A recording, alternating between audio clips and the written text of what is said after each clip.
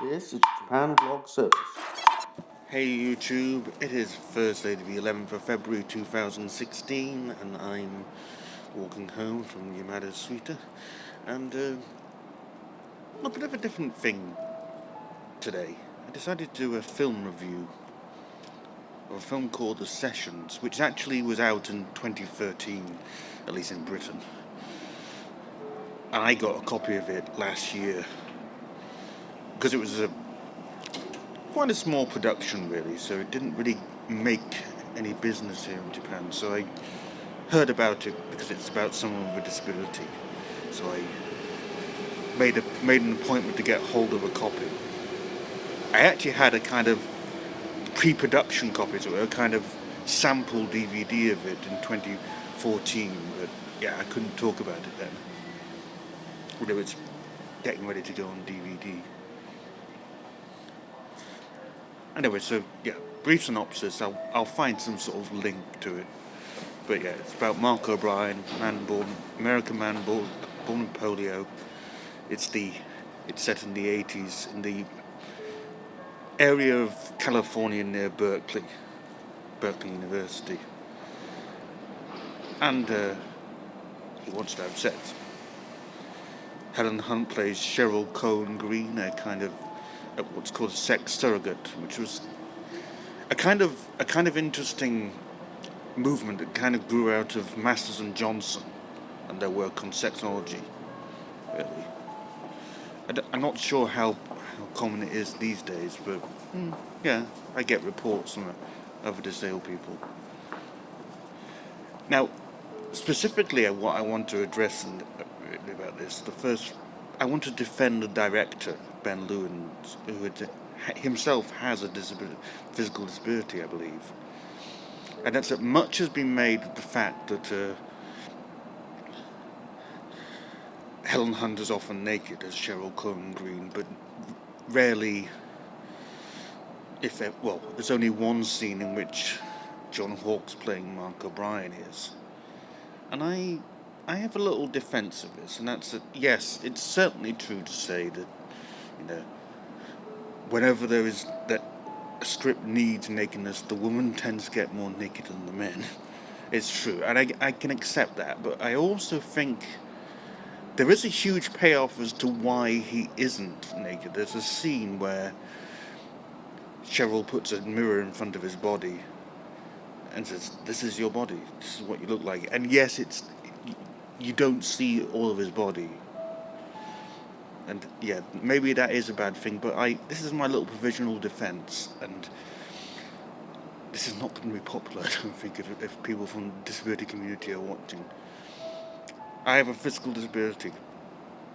I really don't like my body. Why do you think I'm always from head up only? If I could, I used to make these videos by actually blanking out, just showing you images of, where I was standing, rather than my face, just put the voice on overlay, because I don't like my body. I hate it. I actually think it's physically disgusting. So why would I show it? No. I don't want you to worry about me. I'm not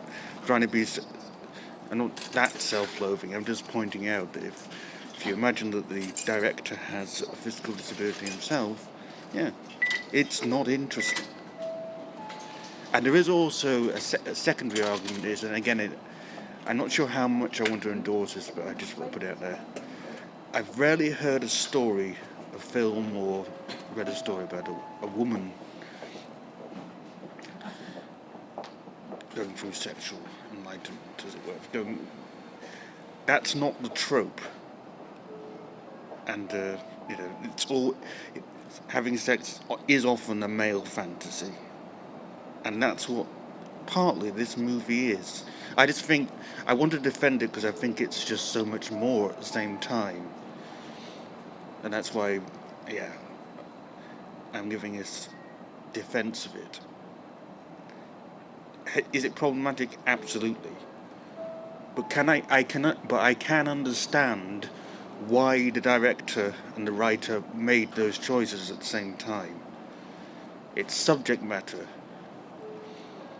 is to do with a disabled person having sex. When that disabled person, and there's a scene where, you know, where Mark O'Brien says, basically almost says that he doesn't really feel he deserves sex, but he always felt that God or his parents would intervene and stop it happening. And that resonates with me. And so, yeah, given that whilst obviously you're seeing things from multiple character point of view, it's also kind of about Mark O'Brien. You wouldn't expect to see his naked body that much, because he wouldn't want to look at it either. He might think it was ugly. So it's uninteresting. And that's not to dismiss the gender concerns that Helen Hunt's body is very interesting. No, I don't know what else to say there, but yeah.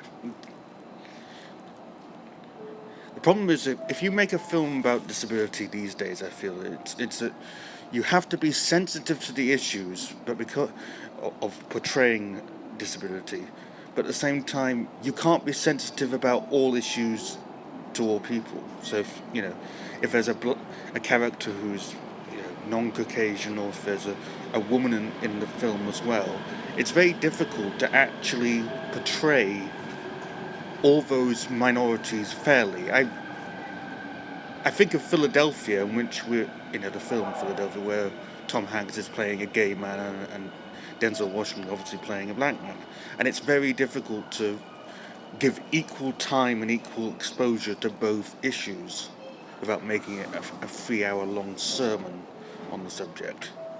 So I do feel that this movie is slightly unfairly dealt with. The sessions I'm saying is unfairly dealt with on that issue. Yeah, I suppose you just could have filmed his entire body, but no. I said, my defense is, given that you're seeing it from his point of view, why would you see that? Is my ultimate question. Anyway, see ya. Bye.